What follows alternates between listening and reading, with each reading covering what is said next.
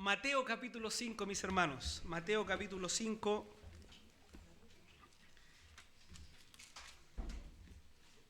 Mateo capítulo 5. Y bueno, como ustedes saben, en esta iglesia predicamos de manera expositiva, tomamos libros de la palabra del Señor. Estuvimos harto tiempo con el libro de Hechos. Y ahora estamos haciendo un pequeño paréntesis, ¿no es cierto? Siempre acostumbramos a hacer paréntesis en los veranos, pero buenos paréntesis en esta oportunidad. Estamos mirando algunos aspectos del famoso Sermón del Monte o Sermón de la Montaña, ¿no es cierto? Como se conoce este sermón, en los evangelios tenemos varios sermones, tenemos, ¿no es cierto?, el Sermón del Monte de los Olivos y otros. Este es uno de los sermones principales del Señor Jesús. Y ya hemos avanzado algunos domingos, ¿no es cierto?, con el Sermón del Monte. Y hoy nos corresponde mirar Mateo capítulo 5 del versículo 21 al versículo 26. Mateo capítulo 5, versículo 21 al versículo 26. En sus Biblias, ¿cierto?, quienes tienen ahí Reina Valera, se titula Jesús y la ira. Jesús y la ira. Bien, vamos a la palabra del Señor. Dice así, verso 21. Oísteis que fue dicho a los antiguos, no matarás, y cualquiera que matare será culpable de juicio. Pero yo os digo que cualquiera que se enoje contra su hermano será culpable de juicio. Y cualquiera que diga necio a su hermano será culpable ante el concilio. Y cualquiera que le diga fatuo quedará expuesto al infierno de fuego. Por tanto, si traes tu ofrenda al altar y allí te acuerdas que tu hermano tiene algo contra ti, deja allí tu ofrenda delante del altar y anda, reconcíliate primero con tu hermano y entonces ven y presenta tu ofrenda. Ponte de acuerdo con tu adversario pronto, entre tanto que estás con él en el camino, no sea que el adversario te entregue al juez y el juez al alguacil y seas echado en la cárcel. De cierto te digo que no saldrás de allí hasta que pagues el último cuadrante. Permítame una palabra de oración, mi amado hermano. Bendito Dios, Padre Celestial, estamos delante de tu presencia en esta mañana. Tu iglesia está reunida, Señor, y tu palabra ha sido leída, tu palabra ha sido expuesta. Padre, queremos pedir su dirección. Queremos rogarle a usted, Señor, que sea usted utilizando este vaso de barro débil, Dios mío, pero que lo use para sus fines, para sus propósitos. Que por sobre todas las cosas use poderosamente su palabra, Señor. Dios mío, si hay una necesidad que nos une a todos los que estamos aquí presentes, es que necesitamos tu palabra, Padre. Ella es nuestro alimento, señores. Ella es el agua viva, ella nos santifica. Ella nos descubre, ella nos enseña, nos instruye, nos capacita. Ella, Dios mío, penetra hasta lo más profundo de nuestros corazones. Ella nos muestra a Cristo. Padre, por favor, danos un corazón para recibir tu palabra y danos un corazón para ponerla por obra. Te lo pedimos todo esto en el nombre de nuestro Señor Jesucristo. Amén y amén. Bien, amados hermanos, recordemos entonces el contexto más amplio de este pasaje, el Sermón de la Montaña. Si pudiésemos ponerle un título a este sermón está hablando del reino de Dios, ¿no es cierto?, de este reino que ha venido con nuestro Señor Jesucristo.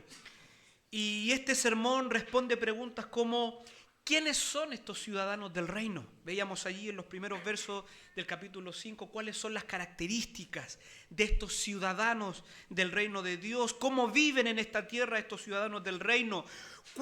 Veíamos la semana pasada, cuál es la relación entre los ciudadanos del reino con la palabra, con la ley de Dios.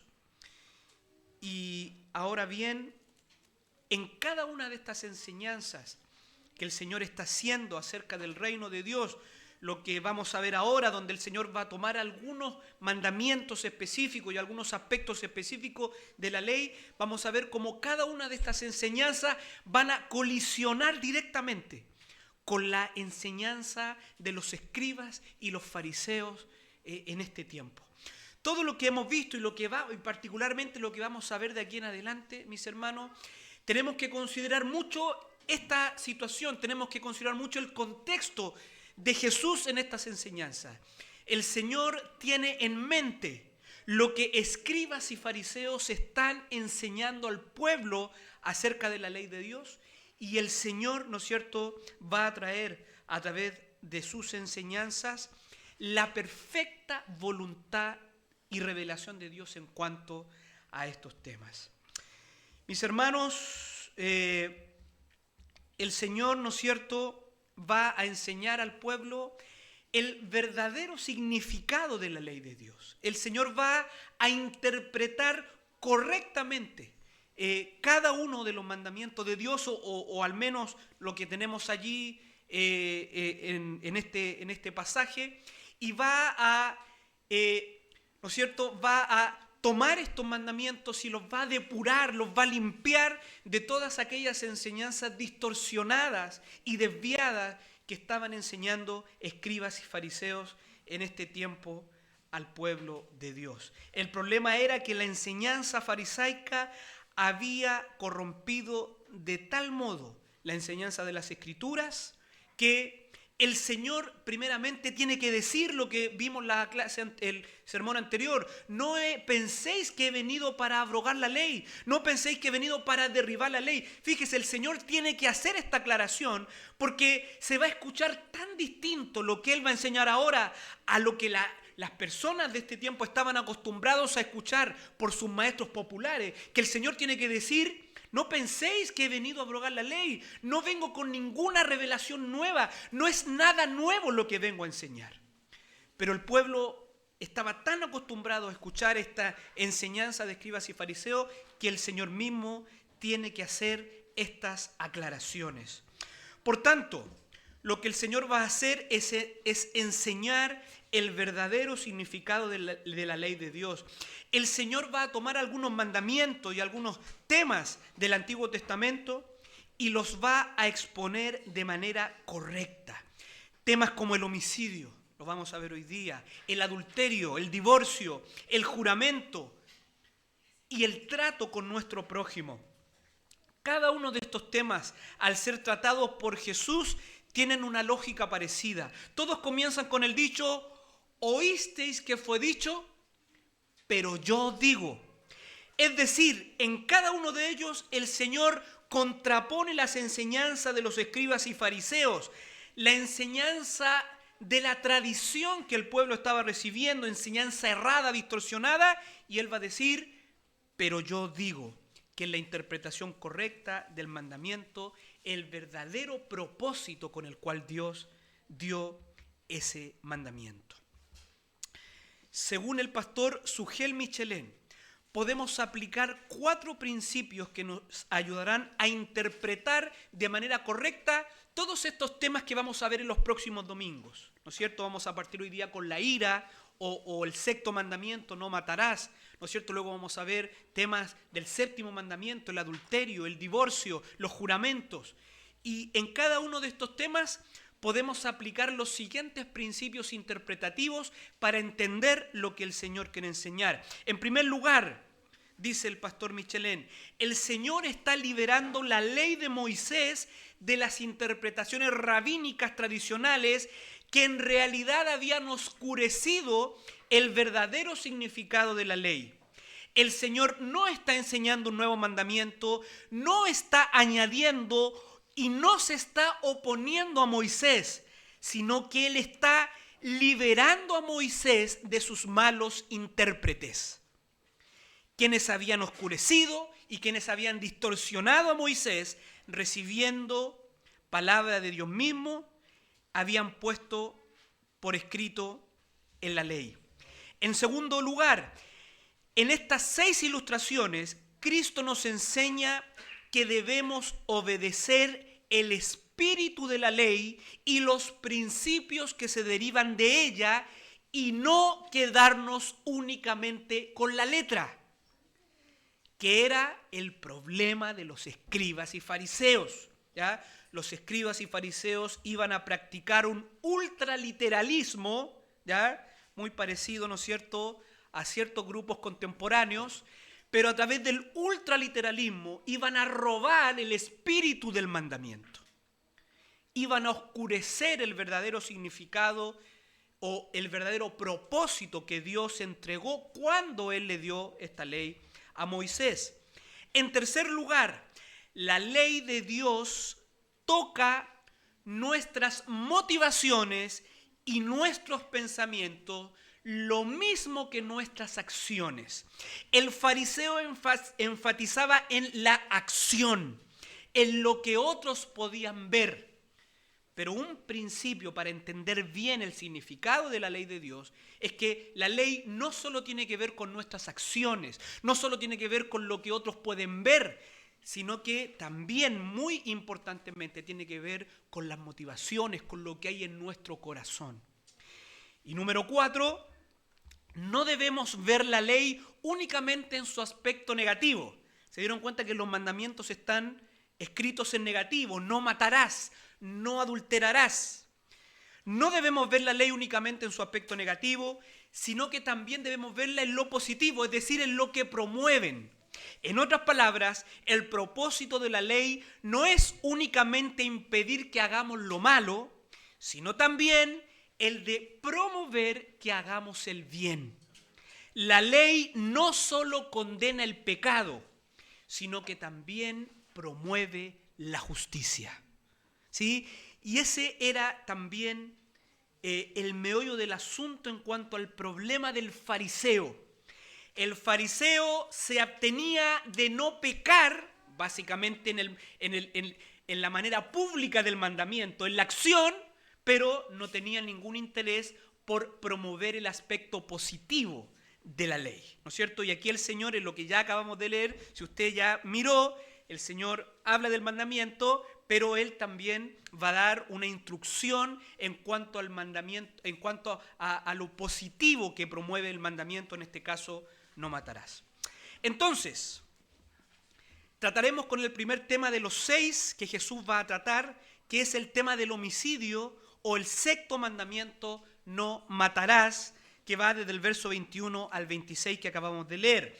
Aquí el Señor va a revelar las deficiencias de la interpretación rabínica del 6º mandamiento y cuál es la manera correcta de obedecer este mandamiento. Entonces, el contenido de este sermón tendrá 2 grandes partes. En primer lugar, vamos a tomar un momento para analizar cómo interpretaban la ley los fariseos, los escribas, y cómo en realidad oscurecían el significado, ¿ya? Y era lo que el pueblo estaba recibiendo. Esa era la enseñanza para el pueblo. Y cómo esto también tiene una implicación directa en este orgullo farisaico, ¿ya? El orgullo farisaico que Jesús condena tiene una implicación directa en cómo ellos entendían la ley y cómo ellos proyectaban la ley y lo que le enseñaban al pueblo. Entonces vamos a tomar un tiempo para mirar la interpretación farisaica que estaba distorsionada, y en segundo lugar vamos a ver el verdadero significado que le da Cristo, la verdadera interpretación del 6º mandamiento, el cual siempre fue el propósito de Dios. Bien, vamos entonces en primer lugar la interpretación errada del 6º mandamiento. Dice el versículo 1: oísteis que fue dicho a los antiguos, no matarás, y cualquiera que matare será culpable de juicio. Entonces, como ya lo hemos mencionado, esta expresión, oísteis que fue dicho a los antiguos, no se está refiriendo a la ley de Moisés, ¿ya? Es importante, cuando uno lee de buenas a primera este texto, uno tiende a pensar que se está refiriendo a lo que se ha enseñado o a lo que Moisés enseñó en el pasado. No, mis hermanos, oísteis que fue dicho a los antiguos no es una expresión para indicar la Escritura. El Nuevo Testamento, Jesús mismo tiene otras expresiones para hacer alusión a las Escrituras. Por ejemplo, ¿acaso no habéis leído? Puede ser alguna, o como está escrito, ¿no es cierto? O la Escritura dice, pero acá cuando él dice, oísteis que fue dicho a los antiguos, ¿a qué se está refiriendo Jesús? A la tradición de los ancianos. A cómo, ¿no es cierto?, de un tiempo a ese momento, el siglo I, ¿no es cierto?, cuando Jesús está allí, cómo se viene interpretando los mandamientos y que tiene que ver básicamente con la tradición de los ancianos, tiene que ver con la interpretación del escriba y tiene que ver con la enseñanza del fariseo. A eso se refiere el Señor con oísteis que fue dicho a los antiguos. No matarás y cualquiera que matare será culpable de juicio. Así se estaba enseñando ese mandamiento desde la tradición, ¿ya? Desde la tradición. Desde tiempo se venía enseñando el mandamiento, no matarás, y se le añadía esta frase, y cualquiera que matare será culpable de juicio. El sexto mandamiento en la ley de Moisés dice, no matarás. Pero la interpretación de escribas y fariseos agregaba un pequeño comentario que distorsionaba el verdadero propósito del mandamiento. ¿Cuál era este comentario? Lo que dice ahí el Señor, cualquiera que matare será culpable de juicio. Hermanos, mire, atención con esto. Esto es algo que efectivamente enseña el Antiguo Testamento. Si usted va, por ejemplo, a Deuteronomio capítulo 16, versículo 18, efectivamente Dios ordena constituir jueces y oficiales para juzgar la ley entre el pueblo, ¿no es cierto? Y si usted va a Números, capítulo 35, del verso 30 en adelante, efectivamente Dios establece la pena de muerte para el homicidio. ¿Ya? En Israel, el derramamiento de sangre, voluntariamente el homicidio, tenía la pena de muerte en la teocracia del antiguo Israel.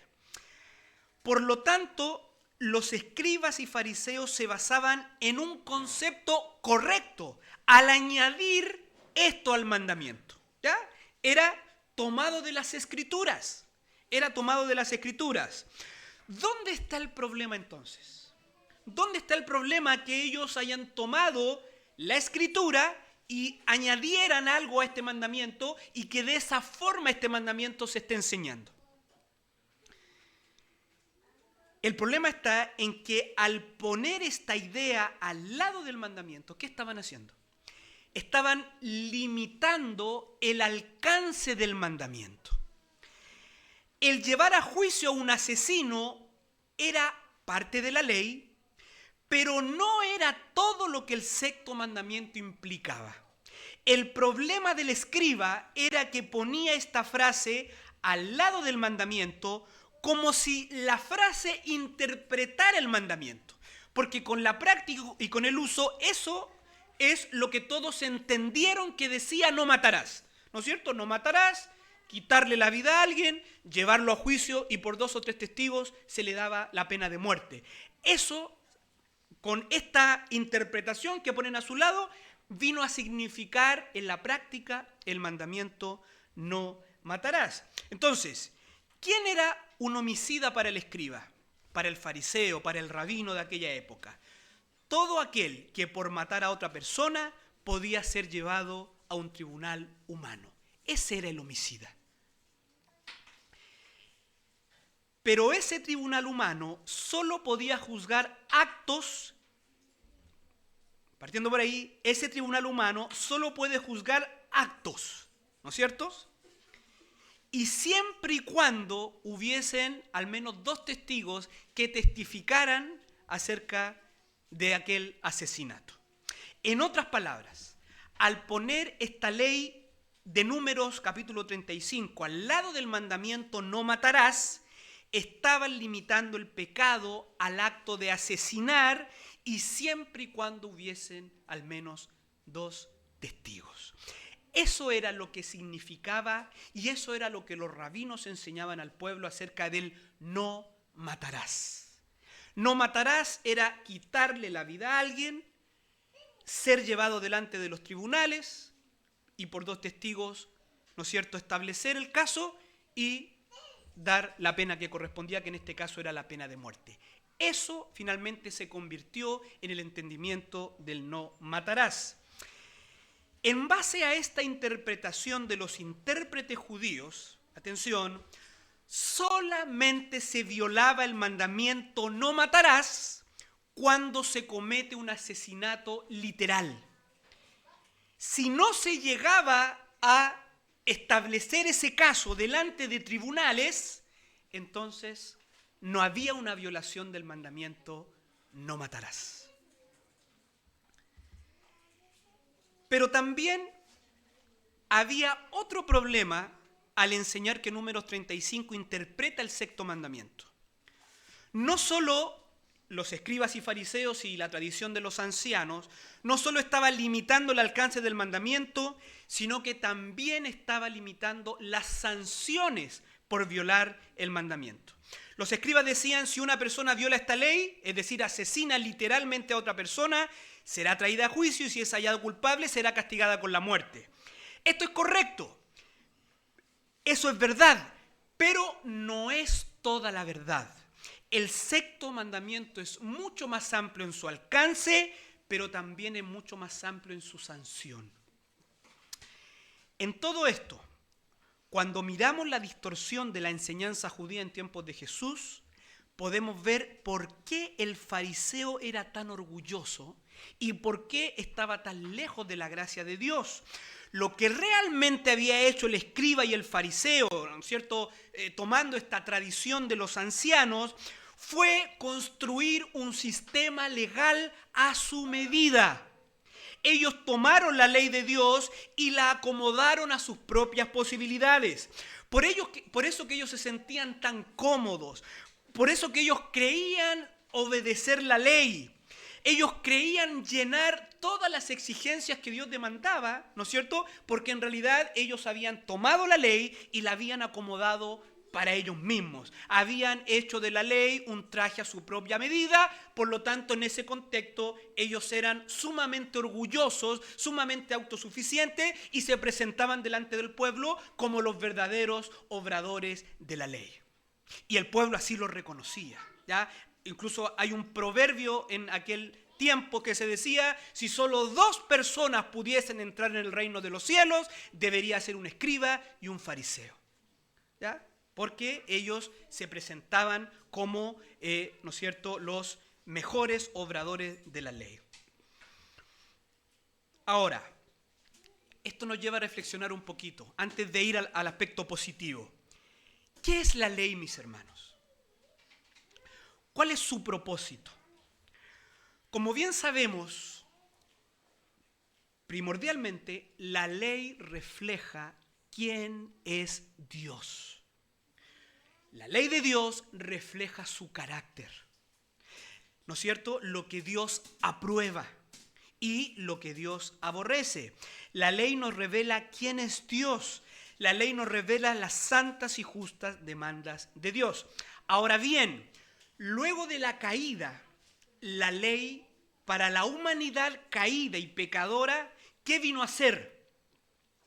Ya la ley ya no es un camino para, ¿no es cierto?, un camino de salvación, un camino que nos ponga en una condición de gracia, en una posición de gracia delante de Dios. Para la humanidad caída, ahora la ley, en primer lugar, le revela cuán pecaminosa es la humanidad.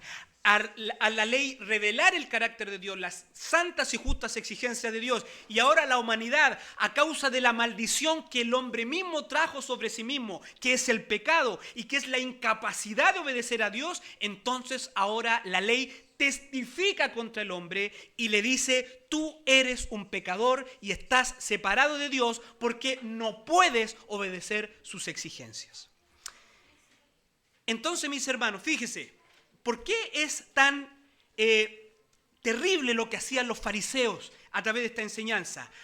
Al oscurecer el significado de la ley, al quitarle, ¿no es cierto?, la espada a la ley, al acomodarla para ellos mismos, ¿qué está haciendo el escriba y el fariseo? Está anteponiendo un gran obstáculo para que los hombres ¿no es cierto?, se vieran delante de la ley tal y como ellos eran. En otras palabras, escribas y fariseos están poniendo obstáculos para que el hombre se salve. El hombre se salva cuando, mirando la ley, reconoce su condición, reconoce su pecado, entiende que no hay salvación en él mismo, entiende que no puede obedecer a Dios, entonces ahí está listo para correr a un Salvador. Pero los escribas y fariseos, ¿no es cierto?, cambiar el significado de la ley, finalmente lo que están haciendo es anteponer un gran obstáculo para que los hombres miren su pecaminosidad y busquen a Dios y se arrepientan. Por eso, mis amados hermanos, Cristo fue tan duro con escribas y fariseos. Escribas y fariseos son un obstáculo para la salvación de los hombres en este tiempo. Bien, mis hermanos, hemos visto entonces la distorsión de la ley en el cual había caído el fariseísmo de los tiempos de Jesús. En este caso, con respecto al sexto mandamiento. Ahora veremos la enseñanza de Jesús en forma positiva. ¿Qué significa realmente el mandamiento no matarás y cuáles son sus implicancias? Vamos entonces a la segunda parte de este sermón, el verdadero significado del sexto mandamiento. Dice el versículo 22, pero yo digo que cualquiera que se enoje contra su hermano será culpable de juicio. ¿Pueden ver la diferencia entre la tradición de los ancianos y la enseñanza de Jesús? Cualquiera que se enoje contra su hermano será culpable de juicio. Y cualquiera que diga necio a su hermano será culpable ante el concilio. Y cualquiera que le diga fatuo quedará expuesto al infierno de fuego. Esto es palabra de Dios, mis hermanos. Esto es la palabra de Cristo. Bien, el Señor va a decir, cualquiera que se enoje contra su hermano será culpable de juicio. En otras palabras, ya, ¿qué es lo primero que podemos ver allí? Lo que Dios mira no es solo la acción, no es solo lo que todos podemos ver. Dios mira el corazón.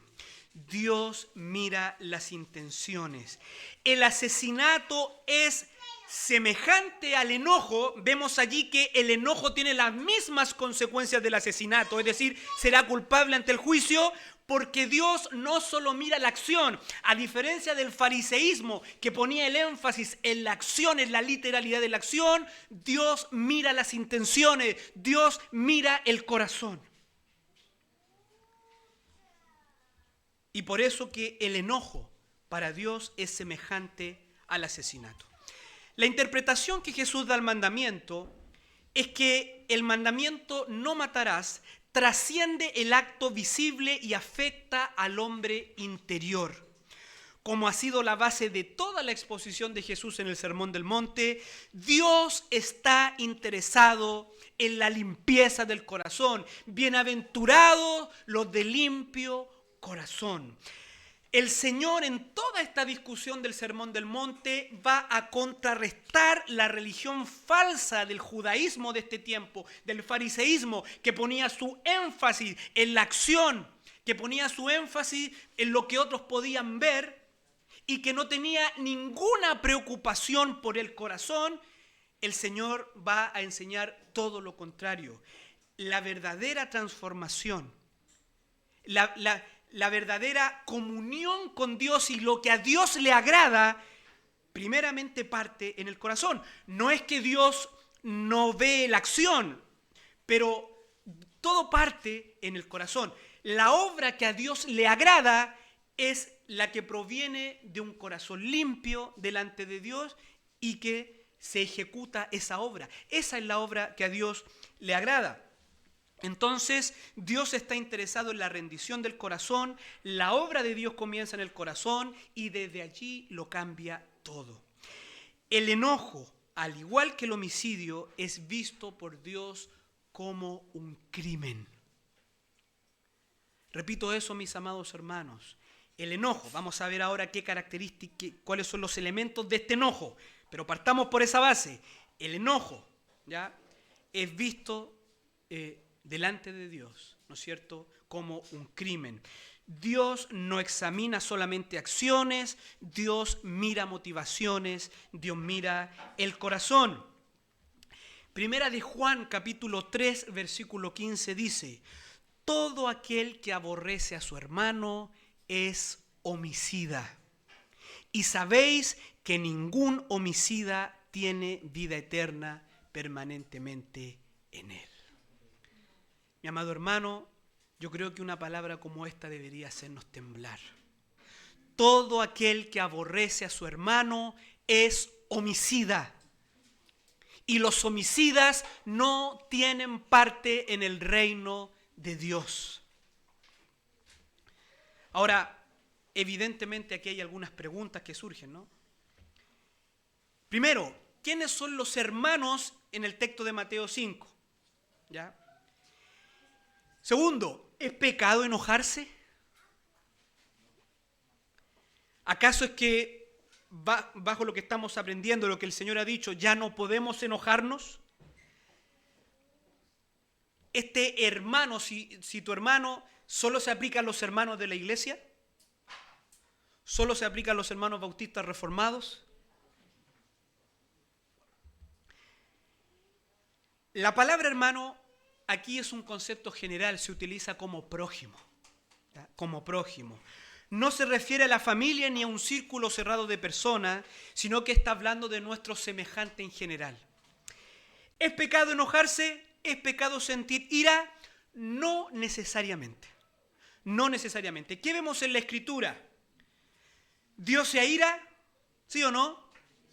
Sí, Dios se aira. Dios se enoja, ¿no es cierto? Pero esa ira no contiene pecado. Permítame utilizar el concepto. No es una ira pecaminosa.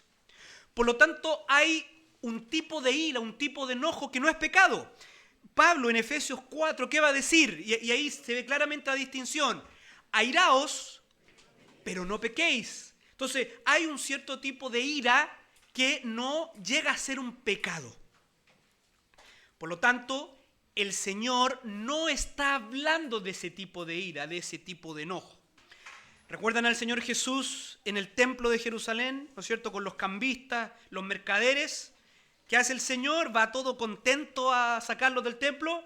No, ¿qué dice? Que Él se enoja, ¿no es cierto? Él se enoja. Pero nuestro Señor nunca cometió un pecado. Por lo tanto, básicamente lo que vemos en la palabra del Señor, que la ira que no contiene pecado, esa ira santa, es una ira justamente por la justicia. Es un enojo santo por la verdad, por la justicia. ¿Ya? Esa es una ira que no contiene pecado. Pero en este texto, evidentemente, el Señor Jesús no está hablando de ese tipo de ira que podríamos llamarle una ira santa o una ira justa, ¿sí? Sino que está hablando de una ira que podríamos llamar pecaminosa, una ira que contiene pecado. ¿De qué ira entonces está hablando aquí el Señor? Es una ira que de alguna u otra manera busca vengarse del objeto de la ira, que de alguna u otra manera busca dañar, ¿ya? Porque el asesinato, ¿no es cierto?, es un daño que se le infringe a otra persona, en este caso el máximo daño que se le puede hacer a otra persona, que es arrebatarle la vida. El principio se mantiene, por lo tanto, esta es una ira que en el contexto de lo que hay en el corazón, claro, no pretende quitarle la vida biológica a otra persona, pero alberga pensamientos de dañar a esa persona. Incluso puede llegar al punto de desear la muerte a esa persona, ¿ya? Pero tiene que ver con todos esos elementos de aborrecer, de querer dañar, de querer destruir, de desearle el mal. Todos esos elementos tienen que ver con esta ira pecaminosa, al cual Jesucristo dijo que para Dios era semejante a un homicida, a uno que le arrebata la vida a otra persona. Entonces, nuevamente, ¿qué enojo y qué ira se está hablando aquí?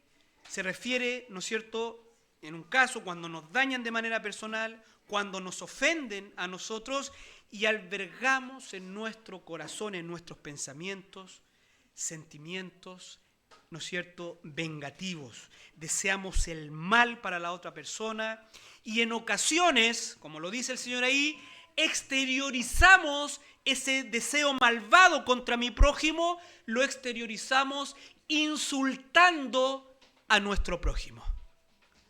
Hermanos, el insulto. Y aquí el Señor utiliza dos palabras. La palabra necio, que es la palabra hebrea raká, ¿no es cierto? Significa literalmente imbécil, idiota, cabeza hueca. Eso significa. Y la palabra fatuo es un sinónimo, ¿no es cierto?, de raká en el arameo, ¿no es cierto?, que también significa más o menos lo mismo, ¿no es cierto?, tonto, torpe. Entonces, hermanos, esos son insultos. Esos son insultos que uno podría decir incluso son ordinarios entre las personas. Yo espero que no sean ordinarios dentro del pueblo de Dios. Pero dentro de las personas, llamarle a alguien imbécil, llamarle torpe, ¿no es cierto? Y con todo este tipo de insultos, amados, no soy yo el que lo digo, el Señor lo dijo. Aquel que insulta a su hermano es semejante a un homicida. Ese es el alcance del mandamiento. Entonces, ¿cuál es el verdadero propósito del sexto mandamiento? Y aquí hurgueteamos un poquito más para encontrar el espíritu del mandamiento, el significado del mandamiento. Toda falta de amor y toda falta de compasión con nuestro prójimo queda sujeto a la condenación divina. Toda falta de amor, toda falta de compasión, toda falta de misericordia con nuestro prójimo queda sujeta a la condenación divina. El espíritu de este mandamiento, no matarás, en su sentido positivo, es amar y buscar el bien de nuestro prójimo. Ese es el sentido del mandamiento. Mire, ¿qué dice el verso 23 y 24? Porque aquí hay un alcance de este mandamiento que está muy lejos de lo que escribas y fariseos enseñaban. Escribas y fariseos, por cuanto nunca habían matado a alguien, ellos decían, no, Dios debe estar muy agradado de nosotros, nunca hemos matado a nadie. Pero mire lo que va a decir el Señor Jesús en verso 23 y verso 24. Por tanto, verso 23, esto es, el por tanto es lo que acaba de decir. Déjeme añadir, por tanto, si el enojo y el insulto contra tu prójimo es tan pecado ante Dios como quitarle la vida, miren lo que dice Jesús. Si traes tu ofrenda al altar y allí te acuerdas que tu hermano tiene algo contra ti, verso 24, deja allí tu ofrenda delante del altar y anda, reconcíliate primero con tu hermano y entonces ven y presenta tu ofrenda. ¿Qué está diciendo el Señor, mi amado hermano? Y aquí está hablando del alcance de este mandamiento. Algo que estaba totalmente en oscuridad en lo que se enseñaba del mandamiento en este tiempo. El Señor está diciendo en el fondo que cómo nosotros tratamos a nuestros semejantes, qué es lo que albergamos en nuestro corazón para con nuestros semejantes. Y cuando hablamos de semejantes, obviamente tenemos que empezar por nuestros semejantes más prójimos, ¿o no? Por nuestra familia, ¿no es cierto? Por nuestros familiares, por nuestra congregación. El Señor está diciendo, ¿no es cierto?, que esa relación está totalmente sujeta a nuestra relación con Dios. Repito eso, mi amado hermano. Nuestra relación con nuestros semejantes y lo que nosotros albergamos en nuestro corazón para con nuestros semejantes está en íntima relación a nuestra relación con Dios. Y eso no es nada nuevo en lo que el Cristo está diciendo aquí. Bueno, para ese contexto era nuevo, pero para nosotros que tenemos toda la revelación, ese es un principio en toda la revelación de Dios. Si alguno dice que ama a Dios y no ama a su hermano, el tal es mentiroso, ¿no es cierto? Entonces, hermanos, ¿cuál es el pecado detrás de las expresiones como necio, fatuo? ¿Ya? Tal vez nosotros no utilizamos tanto estas expresiones, nosotros utilizamos otras expresiones que son similares a esta. ¿Por qué este juicio, mi amado hermano? ¿Por qué será expuesto al infierno de fuego? ¿Por qué hay un juicio, hay una condenación para el que trata de esta manera a su hermano? Por lo que leemos en Santiago capítulo 3, versos 8 y 9. Es un atentado directo contra la propia imagen de Dios. Cuando tratamos mal a nuestro prójimo, cuando albergamos rencor en el corazón para nuestro prójimo, estamos afrentando y estamos atentando a Dios mismo. Eso es lo que entendía David. ¿Se acuerda cuando él pecó con Betsabé, con adulterio, con asesinato? Pero él en el Salmo 51 que dice, contra ti solo Dios he pecado y he hecho lo malo delante de tus ojos.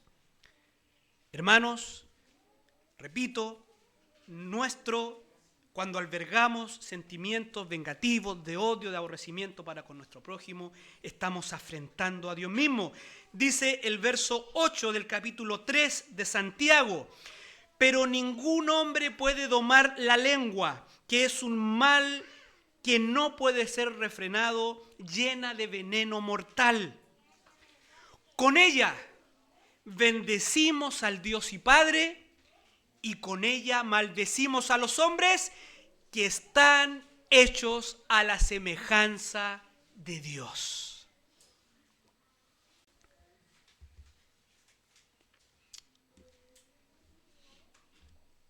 Recordar, mis hermanos, que cuando Jesús enseña el Sermón del Monte, la ley ceremonial está vigente.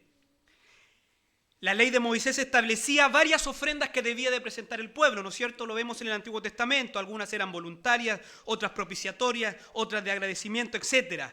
¿Qué está diciendo Cristo cuando Él dice, si vas con tu ofrenda? Esto en el contexto del Antiguo Testamento, de la antigua dispensación, está pensando en el judío que iba a ofrecer al templo, ¿no es cierto?, algún tipo de sacrificio, iba a ofrecer algún animal por agradecimiento, etc. ¿Qué está diciendo el Señor? En otras palabras, ¿qué vale? ¿Qué sentido tiene para un hombre presentar su ofrenda a Dios si tiene su corazón lleno de resentimiento contra su prójimo que está hecho a la imagen de Dios? Ese es el sentido. Repito, ¿qué le vale a un hombre? ¿Qué sentido tiene para un hombre presentar sus ofrendas delante de Dios como adoración a Dios si al mismo tiempo quiere matar en su corazón a uno que fue creado y que está hecho a la imagen de Dios? Y déjenme agregar algo más en el nuevo pacto. ¿Qué sentido tiene para un cristiano cantar alabanzas a Dios y traer sus ofrendas a la iglesia y venir a la iglesia si en su corazón quiere matar a uno que Cristo amó y por el cual Cristo murió?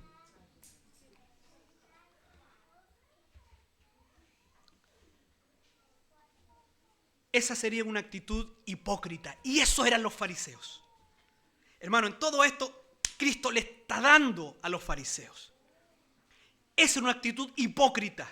Manifestar una actitud de adoración, pero por dentro tener maldad en el corazón. Dios no acepta esas ofrendas.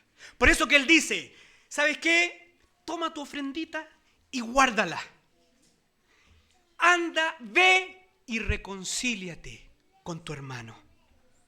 Soluciona tu problema. Arranca ese odio, esos sentimientos vengativos, ese deseo de hacer el mal. Porque Dios no tiene comunión con los pecadores, Dios no tiene comunión con el mal. Así como al corazón contrito y humillado recibirás tú, oh Dios, al corazón lleno de maldad Dios lo mira de lejos. Dios no acepta la oración del impío y del que piensa impíamente. Dice Primera de Juan capítulo 4 verso 20. Si alguno dice yo amo a Dios y aborrece a su hermano, es mentiroso. Pues el que no ama a su hermano, a quien ha visto, ¿cómo puede amar a Dios a quien no ha visto? Se fija que nuestras relaciones con nuestro semejante están íntimamente relacionadas con nuestra relación con Dios. Eso es inexorable en el Nuevo Testamento. Como tú trates a tus hermanos es como tú te relacionas con Dios. El problema aquí es intentar. ¿Cuál es el problema? ¿Cuál es el problema del fariseo y de lo que ellos enseñaban al pueblo? El problema es intentar acallar la voz de la conciencia con actividades religiosas. Voy a repetir eso, mi amado hermano.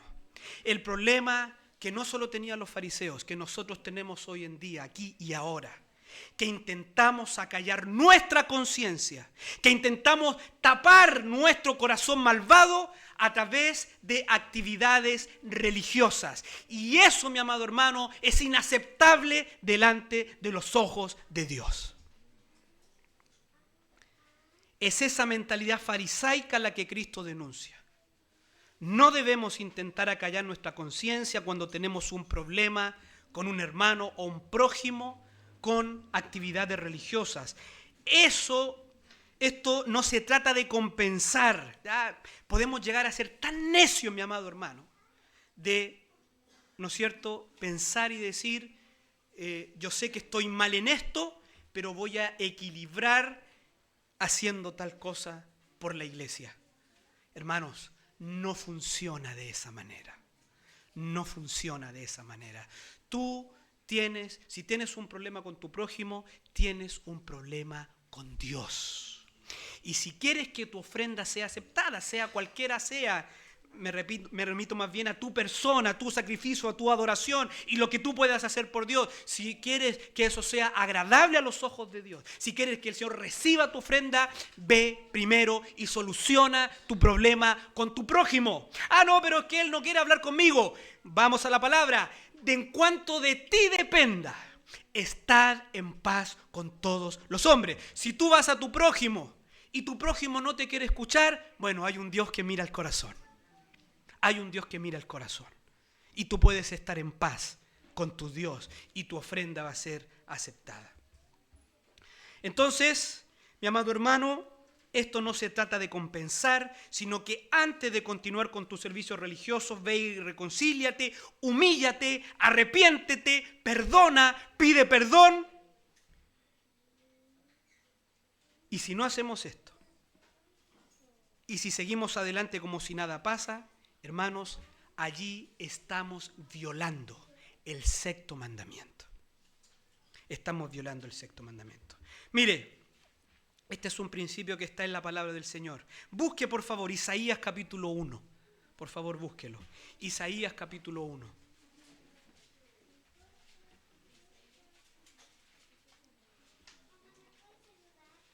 Isaías capítulo 1, versículo 11. Isaías capítulo 1, versículo 11 dice así.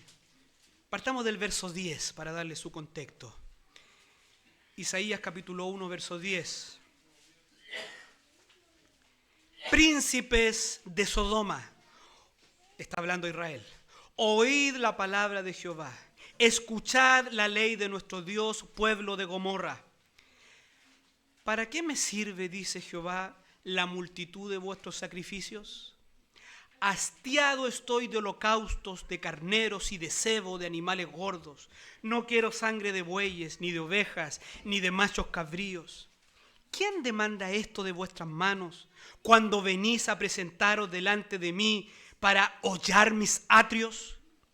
No me traigáis más vana ofrenda. El incienso me es abominación. Luna nueva y día de reposo. El convocar asambleas no lo puedo sufrir. Son iniquidad vuestras fiestas solemnes. Vuestras lunas nuevas y vuestras fiestas solemnes las tiene aborrecida mi alma. Me son gravosas. Cansado estoy de soportarlas. Verso 15. Cuando extendáis vuestras manos, yo esconderé de vosotros mis ojos. Asimismo, cuando multipliquéis la oración, yo no oiré. Y aquí está la razón. Llenas están de sangre vuestras manos. ¿Te fijas? Ahí está el mandamiento, el sexto mandamiento. Llenas están de sangre vuestras manos.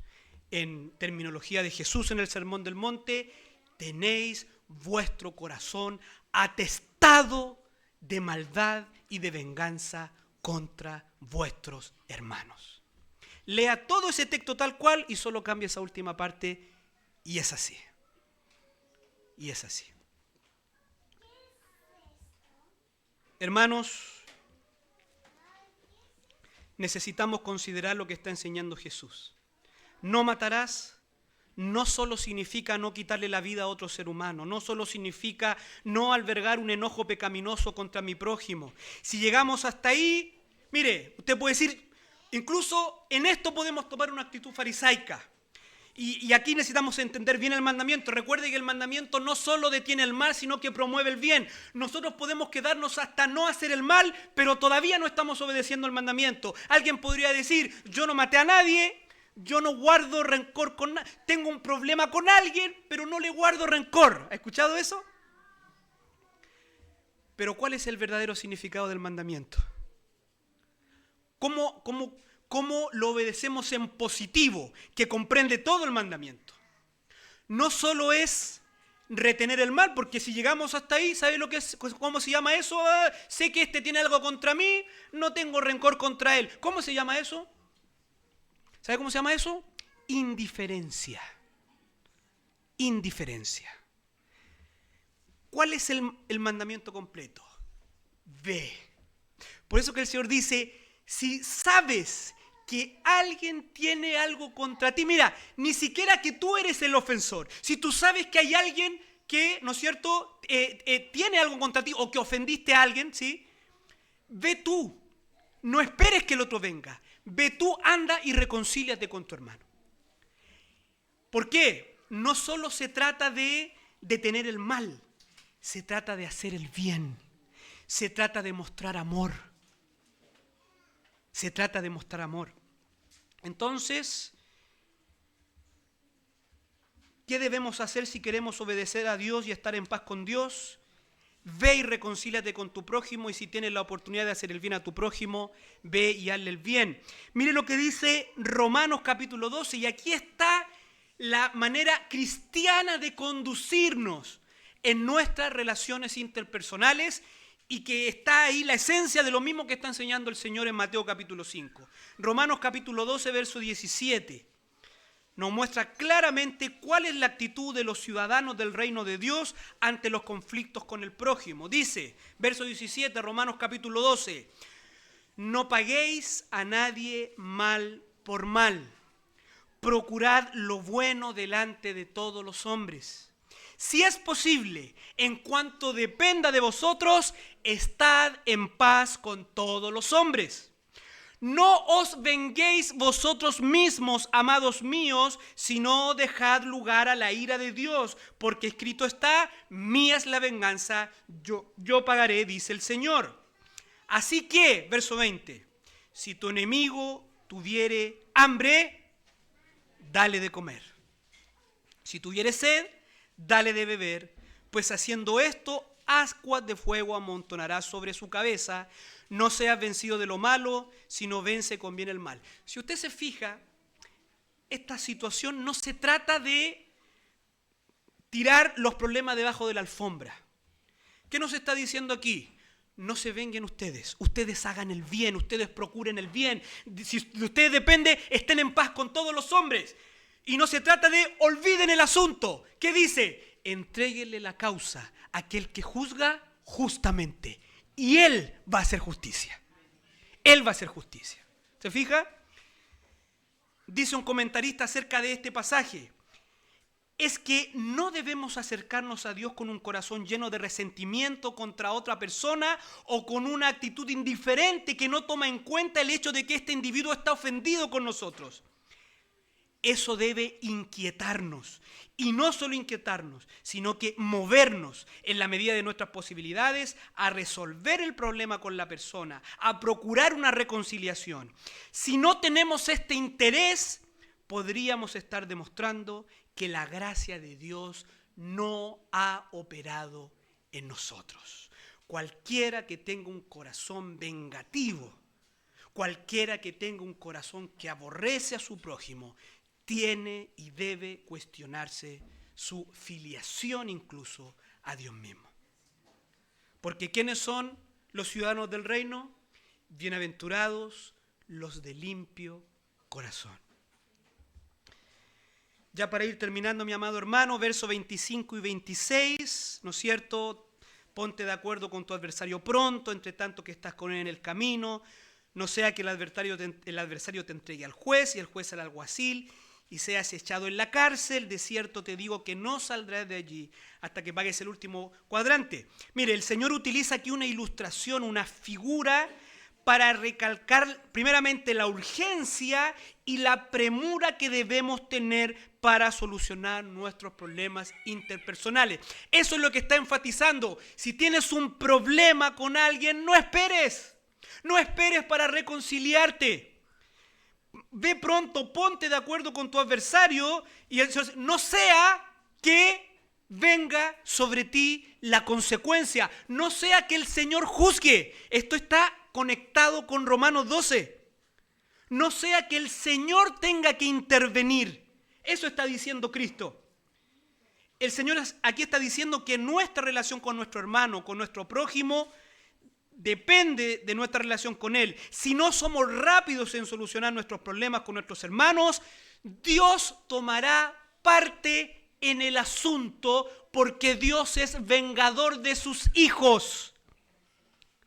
Si usted no soluciona sus conflictos con sus hermanos, el Padre va a intervenir y usted y yo podemos salir muy mal parados. De cierto te digo, no saldrás de allí hasta que pagues el último cuadrante. Esa es la idea, que a su vez está muy conectado con la parábola de los dos deudores de Mateo capítulo 18. ¿Recuerda esa parábola? Bien, conclusión del mensaje, mi amado hermano. Aguánteme 5 minutitos más. Conclusión del mensaje. Para concluir con este tema, creo que todo el trasfondo de la enseñanza de Jesús acerca del sexto mandamiento es en el fondo una enseñanza de lo que Él ha venido enseñando. Es una enseñanza acerca del amor. Del amor. Los hijos del reino, los hijos de Dios, se relacionan con sus semejantes en base al amor. Por eso que Mateo capítulo 22 dice que el amor a Dios y el amor al prójimo, de eso depende toda la ley. ¿Se recuerda cuando el intérprete pregunta y el Señor va a decir que de estos 2 mandamientos dependen todos los otros? Cuando comprendemos que relacionarnos cristianamente con nuestros semejantes no solo consiste en no dañar a nuestro prójimo, sino también en procurar hacerle el bien a nuestro prójimo, entonces podemos decir, solo entonces podemos decir que estamos caminando en obediencia a este sexto mandamiento. Mis amados hermanos, estoy muy consciente que las relaciones humanas son extremadamente complejas. Ciertas relaciones familiares pueden llegar a convertirse en un cerrojo imposible de abrir.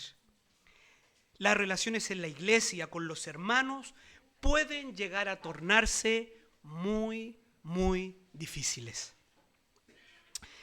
Pero conforme al santo mandamiento de nuestro Señor, debo decir que el amor, la paz, el perdón, la reconciliación, hacer el bien aun cuando nos han hecho el mal, es el único camino que nos pone en una relación correcta con Dios y con nuestro prójimo. Amado hermano, yo sé que usted tiene situaciones muy complejas en su vida. Lo sé, también las tengo. Pero conforme a la palabra del Señor, no tenemos escapatoria como creyentes. No tenemos caminos alternativos. Para nosotros, si nos declaramos seguidores de aquel que mientras lo clavaban en una cruz, clamó por aquellos que lo estaban clavando, nuestra única alternativa es el amor.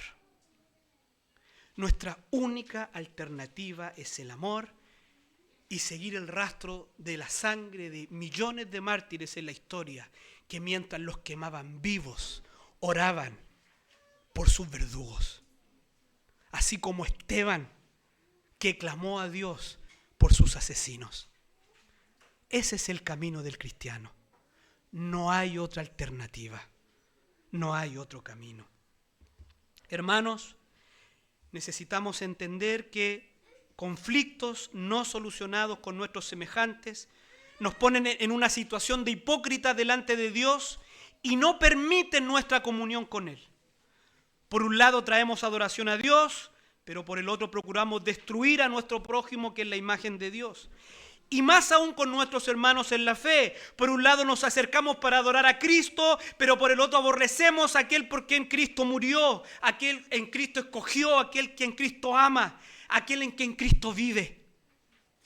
Hermanos amados, en el Evangelio de Cristo nuestra relación con Dios depende de la relación con nuestro prójimo. Nadie puede decir que está bien con Dios y tiene situaciones que solucionar con sus hermanos. Nadie.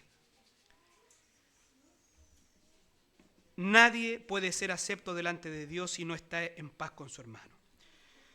Por último, vuelvo a repetir, yo sé que hay relaciones que son increíblemente complejas, que tal vez usted ha hecho de todo para buscar la paz, pero definitivamente la otra persona no colabora. Yo quiero animarle en esta mañana. Mientras de usted dependa, busque la paz con todos los hombres, porque de eso depende su relación con Dios. No permita que su orgullo le aleje de Dios. Predíquese el Evangelio a usted mismo y recuérdese que si usted está en pie es solo por la gracia de Dios, que usted no es mejor que su ofensor. La única diferencia es la gracia de Dios sobre su vida. Si no fuera por Dios y la gracia de Dios en su vida, usted tal vez sería mucho peor que aquel que le ofendió. Por lo tanto, usted no es mejor que aquel que le ofende. Predíquese el Evangelio. Eso es el Evangelio. Vaya entonces y busque solucionar el problema, porque usted no es mejor que su ofensor. Y si usted estuviese albergando en su corazón enojo y resentimiento con alguno de sus hermanos, y aquí hablo de esta realidad local, en primer lugar, arrepiéntase delante de Dios. ¿Sabe por qué? Porque Dios le ve como un homicida.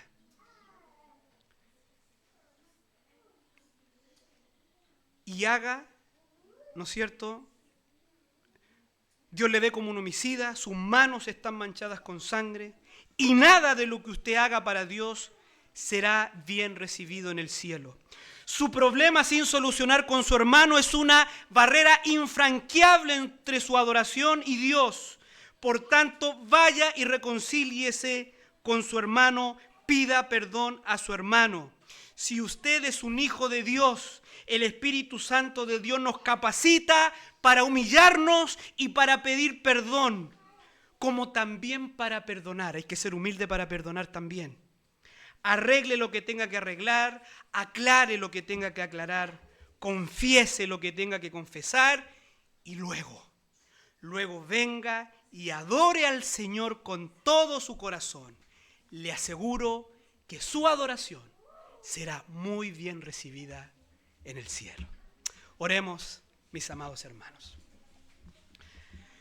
Padre, te damos tantas gracias, Señor amado, por este buen tiempo con tu palabra, Señor. Gracias, Padre, porque ella nos confronta.